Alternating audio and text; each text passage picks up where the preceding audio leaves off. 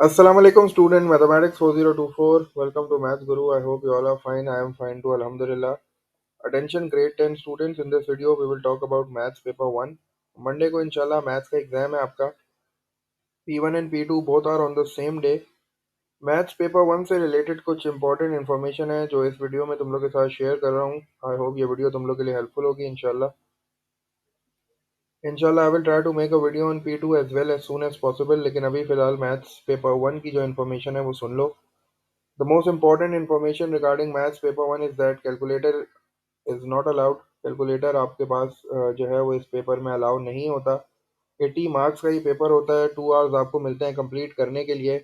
20 से 25 क्वेश्चंस जो होते हैं वो इस पेपर में होते हैं. मैक्सिमम मार्क का क्वेश्चन 4 होता है.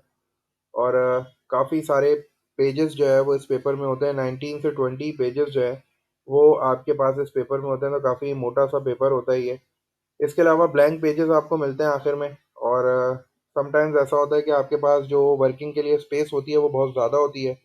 और समटाइम्स ऐसा भी होता है कि स्पेस जो है ना वो कम पड़ जाती है क्योंकि आपने जल्दी जल्दी में कभी कभार कोई गलती कर देते हैं और उसके बाद फिर उसको काट के आपको उसको दोबारा सॉल्व करना पड़ता है जिसकी वजह से स्पेस कम हो जाती है.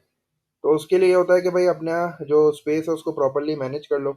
उसमें कॉलम्स वगैरह बना लो ताकि थोड़ा सा एरिया बढ़ जाए वर्किंग का. लेकिन अगर तुम्हें लगता है कि नहीं यार फिर भी वर्किंग जो है वो नहीं होगी या तुमने गलत कर दी काट दिया तो फिर आप जो है वो इन्विजिलेटर से शीट्स भी जो है वो मांग सकते हो और फिर उसको स्टेपल कर लो. उस पर रेफरेंस लिख दो कि भाई इस क्वेश्चन का सोल्यूशन जो है मैंने शीट पे किया है. उस पर अपना नाम लिख लो अच्छी तरीके से. बाकी ये कि ब्लैंक पेजेस भी होते हैं पीछे वहाँ भी आप जो है वो कोई क्वेश्चन सॉल्व कर सकते हो. रफ वर्क जो है वो ब्लैंक पेज पे कर सकते हो. लेकिन ये है कि भाई जितने नेसेसरी स्टेप्स होते हैं ना वो आपको ज़रूर शो करने होते हैं. और मार्क्स को देख के जो है ना वो अपनी वर्किंग किया करो. ज़्यादातर हम लोग यही कहते हैं कि 1 मार्क का क्वेश्चन है तो उसमें एज सच वर्किंग रिक्वायर नहीं होती. लेकिन अगर 2 से 3 मार्क का क्वेश्चन है तो फिर आपको नेसेसरी स्टेप्स जो है वो नेसेसरी वर्किंग दिखानी होती है. तो जितनी वर्किंग जो है वो आप समझते हो नेसेसरी है उतनी कर लो. और कोशिश ये किया करो कि भाई जो मेथड आप चूज़ कर रहे हो क्वेश्चन को सॉल्व करने के लिए वो ज़्यादा लेंदी ना हो. अगर कोई गलती हो भी जाती है खुदा ना खास्ता तो आपको जो है वो चेकिंग में जो है वो थोड़ा सा टाइम कम लगेगा क्योंकि समटाइम्स ऐसा होता है आप क्वेश्चन पूरा सॉल्व कर देते हो लेकिन वो इतनी लेंदी वर्किंग होती है आप बोलते हो यार कौन गलती पकड़ेगा छोड़ो और सही किया होगा मैंने. तो ये चीज़ जो है ना इसको थोड़ा सा इस तरह कर लिया करो कि कोई आसान तरीका अगर है तो उसी तरीके से जो है वो क्वेश्चन को सॉल्व करो. ज़्यादा लेंदी वर्किंग ना किया करो. और ये उसी वक्त पता चलेगा तुम्हें जब आपकी प्रैक्टिस अच्छी होगी. जब आपने उस तरह के क्वेश्चंस को सॉल्व किया हुआ होगा. अभी फिलहाल जब आप पेपर 1 की प्रैक्टिस कर रहे हो तो कैलकुलेटर कोशिश करो यूज़ ना करो. लेकिन अगर आप स्टक हो जाते हो तो टाइम वेस्ट करने की ज़रूरत नहीं है. कैलकुलेटर से उस क्वेश्चन को एक बार सॉल्व कर लो और फिर दोबारा बगैर कैलकुलेटर के भी जो है ना उस क्वेश्चन को एक बार सॉल्व कर लो तो आपको थोड़ा सा कॉन्फिडेंस आ जाएगा. ठीक है. अच्छा, जितना ज़्यादा प्रैक्टिस आप करोगे उतना ज़्यादा आपको पता है पेपर में जो है वो आपको आसानी होगी. टॉपिक्स की बात कर लेते हैं. पहला टॉपिक आपको पता है नंबर्स है. अच्छा, अब तुम करोगे क्या कि जब आप अपनी प्रैक्टिस स्टार्ट करोगे और आपकी मर्ज़ी आप टॉपिकल से करो आप ईयरली से करो सॉल्व से करो अनसॉल्व से करो ये आपका डिसीजन है. अगर आप टॉपिकल देख रहे हो तो नंबर्स आपके पास है. ठीक है. नंबर्स में आप क्या क्या चीज़ें हैं जो बहुत इंपॉर्टेंट हैं जिनकी वेटेज ज़्यादा है वो उनको ज़रूर करना. उसमें सबसे पहली चीज़ जो है वो टाइप्स ऑफ नंबर्स हैं. टाइप्स ऑफ नंबर्स का मतलब होता है कि भाई ऑड नंबर्स हैं, इवन नंबर्स हैं, प्राइम नंबर्स हैं और मल्टीपल्स क्या होते हैं, फैक्टर्स क्या होते हैं, रैशनल नंबर्स क्या होते हैं, इरेशनल नंबर्स क्या होते हैं. तो इन सब की डेफिनेशन विद एग्जांपल अच्छी तरीके से जो है ना उनको एक बार गो थ्रू कर लेना. ये बहुत बेसिक है. आपको पता है ये 6 7 8 में जो है ये चीज़ें आपको पढ़ाई जाती हैं. लेकिन ये मैथ के पेपर 1 में लाजमी आती हैं. तो जब आप टॉपिकल पास पेपर खोलो और आपको इस तरह के क्वेश्चंस उसमें मिल रहे हैं जिसमें वो आपसे पूछ रहा है कि right a irrational number between 10 to 12 या write a rational number या write an even number या write a multiple of 4 that is a square number या write a multiple of 6 जो कि क्यूब नंबर है. तो ये सारी चीज़ों की प्रैक्टिस अच्छी तरीके से करोगे. स्क्वायर नंबर आपको पता है अगर मैं एक इंटीजर को लूँ और उसी इंटीजर को उसी से मल्टीप्लाई करूँ तो जो आंसर आता है वो स्क्वायर नंबर है. फॉर एग्जाम्पल 2 मैंने लिया और मैंने 2 को 2 से मल्टीप्लाई किया तो जो ये 4 आंसर आ रहा है ये स्क्वायर नंबर है. अगर मैं 2 को उससे 2 बार और मल्टीप्लाई करूं मतलब 2 × 2 × 2 × 2 3 बार टोटल अगर मैं 2 को मल्टीप्लाई करता हूं तो मेरे पास आंसर 8 आता है. 8 is basically a cube number. ठीक है. तो ये स्क्वायर नंबर, ये cube number, prime number, rational number, irrational numbers, odd numbers, even numbers, इनकी अच्छी तरीके से जो है ना वो प्रैक्टिस कर लेना। अगर इसके क्वेश्चन तुम्हें मिलते हैं पास पेपर में तो उनकी लाजमी प्रैक्टिस करना। इसके अलावा प्लेस, जो वैल्यू का टॉपिक है, आपको पता है कि भाई डेसिमल के बाद जो पहली जो प्लेस होती है वो यूनिट होती है, फिर 10, 100, 1000, फिर 10,000, 100,000, इस तरह जो है वो इस साइड पे चल रहा होता है। डेसिमल के बाद जो है वो पहली टेंस होती है, हंड्रेड्स, थाउजेंड्स। तो ये जो कॉन्सेप्ट है प्लेस वैल्यू का, इसको अच्छी तरीके से थोड़ी सी प्रैक्टिस कर लेना। राउंडिंग ऑफ देख लेना कि भाई राउंडिंग ऑफ कैसे होती है। 5 या 5 से बड़ा नंबर होता है तो हम ऐड कर देते हैं, 5 से छोटा नंबर होता है तो हम लोग ऐड नहीं करते। थोड़ा सा ये कॉन्सेप्ट देख लेना। सिग्निफिकेंट फिगर्स वाला कॉन्सेप्ट देख लेना कि भाई सिग्निफिकेंट फिगर्स, अगर वो एक नंबर देके बोलता है कि round this number two 2 significant figure या 3 सिग्निफिकेंट फिगर, तो ये कैसे करते हैं। तो ये चीज़ें हमने जो है वो अपनी रिवीजन क्लास में भी हमने की थी। तो इसी तरह के क्वेश्चन जो है ना ये आपको पास पेपर में मिल जाएंगे। जब आप पास पेपर खोलोगे नंबर्स का टॉपिक तो ये आपको बहुत सारे क्वेश्चन इस तरह के मिलेंगे, तो इनकी लाजमी प्रैक्टिस करना। सिग्निफिकेंट फिगर्स के बारे में एक चीज़ याद रख लेना कि जितने नॉन जीरो नंबर्स होते हैं ना वो सारे सिग्निफिकेंट फिगर्स होते हैं। ये उसका सबसे बेसिक रूल है। वैसे तो इसके काफ़ी सारे रूल हैं, 4-5 रूल्स होते हैं, लेकिन हम लोग जो है ना बस इसका पहला रूल ही याद करते हैं, बेसिक रूल, कि भाई जितने नॉन जीरो नंबर्स होते हैं ना वो सारे उसके सिग्निफिकेंट फिगर्स होते हैं। ठीक है। तो तुम थोड़ा सा जो है वो सिग्निफिकेंट इस पे फिगर्स पे वर्किंग कर लेना कि ये क्या होता है, किस तरह आइडेंटिफाई करते हैं। ये बेसिकली राउंडिंग ऑफ का ही टॉपिक है, लेकिन there is a difference between a decimal place and a significant figure.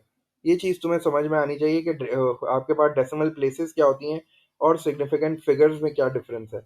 अच्छा, उसके बाद मैंने यूनिट कन्वर्जन लिखा है। यूनिट कन्वर्जन का मतलब है कि आपको पता होना चाहिए भाई मीटर और सेंटीमीटर का क्या कन्वर्जन है, किलोमीटर और मीटर का है। ज़्यादातर इसमें इस तरह का क्वेश्चन आता है कि वो आपको 4 नंबर दे देता है और बोलता है इनको अरेंज करो। सबसे छोटा कौन सा है, फिर उससे बड़ा कौन सा है। तो इस तरह के क्वेश्चंस की जो है ना वो लाज़मी प्रैक्टिस करना, क्योंकि ये पेपर 1 में ज़रूर आते हैं। ठीक है। नंबर की वेटेज के बारे में बात करो तो नंबर्स जो है ना वो कम से कम यार 6 टू 8 मार्क्स का जो है ना वो आपको मिल सकता है पेपर 1 में। तो 6 टू 8 मार्क्स जो है ये काफ़ी होते हैं। ठीक है। अच्छा, दूसरा टॉपिक है अलजेब्रिक मैनिपुलेशन। अलजेब्रिक मैनिपुलेशन में आप एक्सपेंड और सिंप्लीफाई, इस पे ज़्यादा फोकस रखोगे। एक्सपेंड और सिंप्लीफाई का मतलब होता है ब्रैकेट्स ओपन करो और जो लाइक टर्म्स है उनको ऐड और सब्ट्रैक्ट करो। तो एक्सपेंड का मतलब ब्रैकेट ओपन करो, सिंप्लीफाई का मतलब लाइक टर्म्स को ऐड और सब्ट्रैक्ट करो। तो एक्सपेंड एंड सिंप्लीफाई हो गया।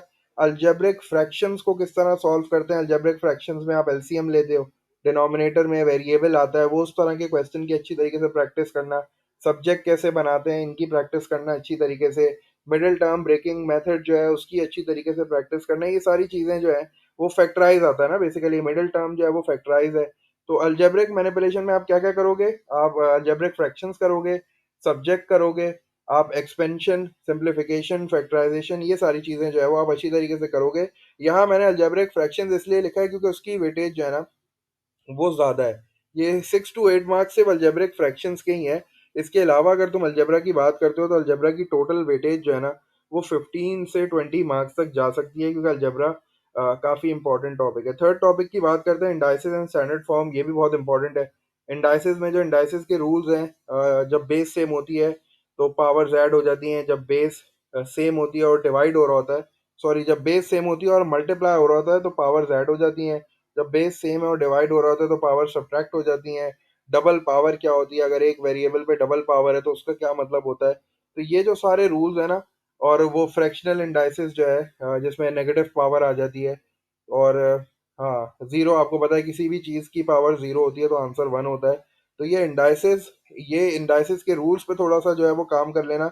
बाकी स्टैंडर्ड फॉर्म में आपको कन्वर्ट करना आना चाहिए, ऑर्डिनरी फॉर्म से स्टैंडर्ड फॉर्म, स्टैंडर्ड फॉर्म से ऑर्डिनरी की जो फॉर्म होती है उसमें कन्वर्ट करना आना चाहिए। इसमें क्वेश्चन जो है ना ज़्यादातर उसी तरह का आता है कि आपको स्टैंडर्ड फॉर्म में जो है ना वो नंबर्स मिलते हैं, आपको ऐड करना होता है, सब्ट्रैक्ट करना होता है, मल्टीप्लाई डिवाइड करना होता है। और मे बी पॉसिबल वो आपको जो है वो जैसे आप जब अपना वो खोलोगे पास पेपर तो उसमें इस तरह के भी क्वेश्चंस हैं कि वो आपको पूरा चार्ट बना के दे देता है और वो आपको पॉपुलेशन बता देता है। फिर वो कहता है कि भाई सबसे ज़्यादा किसकी पॉपुलेशन है। तो ये अरेंज करना जो है ना कि सबसे बड़ा नंबर कौन सा है स्टैंडर्ड फॉर्म में, सबसे छोटा नंबर कौन सा है स्टैंडर्ड फॉर्म में। स्टैंडर्ड फॉर्म में अगर दो नंबर्स हैं तो वो ऐड कैसे होते हैं, सब्ट्रैक्ट कैसे होते हैं। तो ये थोड़ी सी चीज़ जो है ना इस पे काम कर लेना। इसकी वेटेज भी जो है ना वो 4 to 6 मार्क्स की है। इंडाइसिस की भी 4 to 6 मार्क्स और स्टैंडर्ड फॉर्म की भी 4 to 6 मार्क्स। तो ये मिला के जो है ना 8 to 10 मार्क्स या 12 मार्क्स का हो सकता है। फंक्शंस की प्रैक्टिस कर लेना। फंक्शंस में दो ही चीज़ें हैं, एक तो वो ये है कि फंक्शन देके इनपुट आपको देगा और इनपुट चेंज करना होगा, और दूसरा ये है कि आपको इनवर्स निकलवाएगा फंक्शन का। तो फंक्शन जो है वो 4 to 5 मार्क्स का आएगा ज़्यादा से ज़्यादा, इसमें यही चीज़ आएगी बस। पॉलीगॉन्स की बात कर लेता हूँ। पॉलीगॉन्स में ये है कि वो जो sum of interior angles of a triangle वाला कॉन्सेप्ट है उसको देख लेना अच्छी तरीके से। Sum of interior angles of a polygons के जो फॉर्मूले थे वो अच्छी तरीके से याद कर लेना। ये सारे फॉर्मूले शीट में लिखे हुए हैं, इनको जो है वो अच्छी तरीके से याद कर लेना।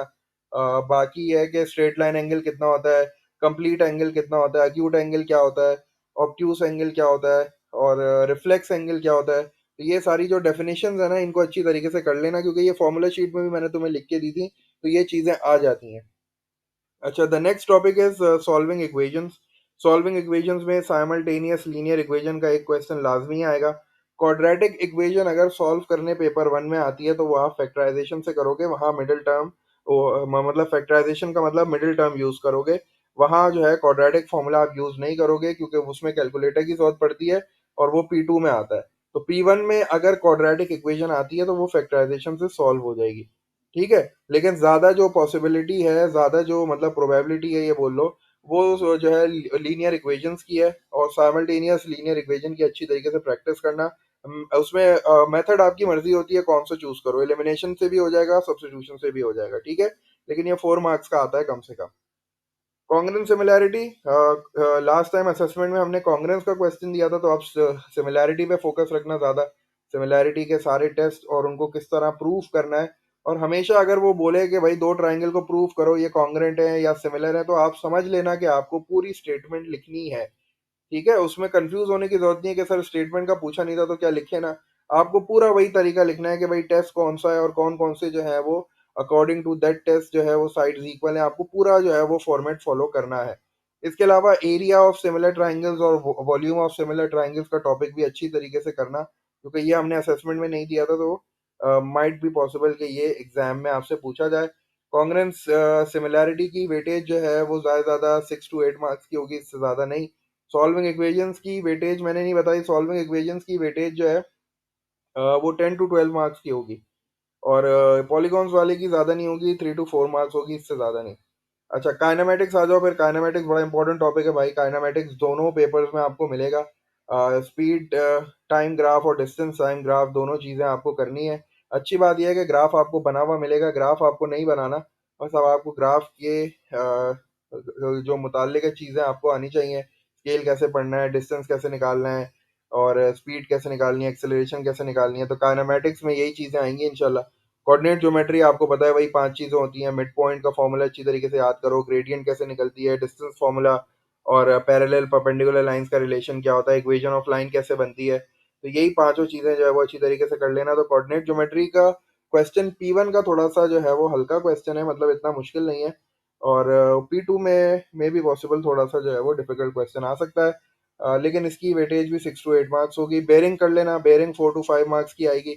बेरिंग में वही चीज़ याद रखना कि भाई सप्लीमेंट्री एंगल्स अगर फाइंड आउट करते रहो तो बेरिंग मिल जाती है।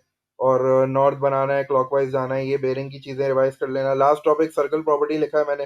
सर्कल प्रॉपर्टी के एक दो क्वेश्चन आपको इंशाल्लाह पेपर वन में मिल सकते हैं। सर्कल प्रॉपर्टी जो है ना, ये थोड़ा सा टफ सा टॉपिक है, क्योंकि इस पे कमांड आई नहीं है अभी बच्चों की, क्योंकि प्रैक्टिस जो है वो उस लेवल पे नहीं हुई है। लेकिन ये है कि भाई चार जो प्रॉपर्टीज है ना, फर्स्ट 4 प्रॉपर्टीज टेंजेंट वाली हटा दो। एंगल प्रॉपर्टीज ही ज़्यादातर पूछी जाती हैं, सिमेट्रिकल प्रॉपर्टीज आती नहीं है। लेकिन आप सिमेट्रिकल प्रॉपर्टीज करोगे, क्योंकि मे बी पॉसिबल P1 में आपको सिमेट्रिकल प्रॉपर्टी का क्वेश्चन मिल जाए। तो you have to cover both properties, symmetrical and angle. Symmetrical properties हमारे पास चार हैं, और एंगल प्रॉपर्टीज हमारे पास जो है वो पांच है। तो एंगल प्रॉपर्टीज पांचवी जो जो टेंजेंट वाली है वो छोड़ दो। उसके अलावा चार प्रॉपर्टीज अच्छी तरीके से कर लो। इसको भी पास पेपर से ही करना। पास पेपर के क्वेश्चंस कर लो लास्ट 5 ईयर्स के, तो इंशाल्लाह ये टॉपिक भी आपका जो है वो कवर हो जाएगा। तो ये इंपॉर्टेंट टॉपिक्स की मैंने लिस्ट बनाई है, जिसकी वेटेज काफ़ी ज़्यादा है। इंशाल्लाह इंशाल्लाह इनके क्वेश्चंस आपको ज़रूर मिलेंगे।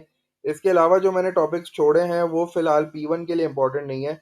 हो सकता है P2 के लिए इंपॉर्टेंट हो, तो जब जब P2 की वीडियो आएगी तो देख लेना उसमें। तो that was all about P1।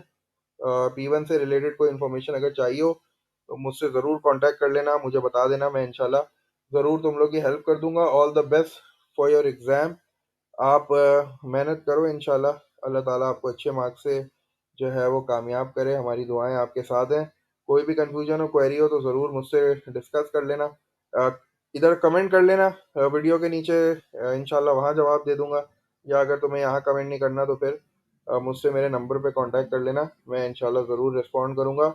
All the best, keep working hard, may Allah bless you all.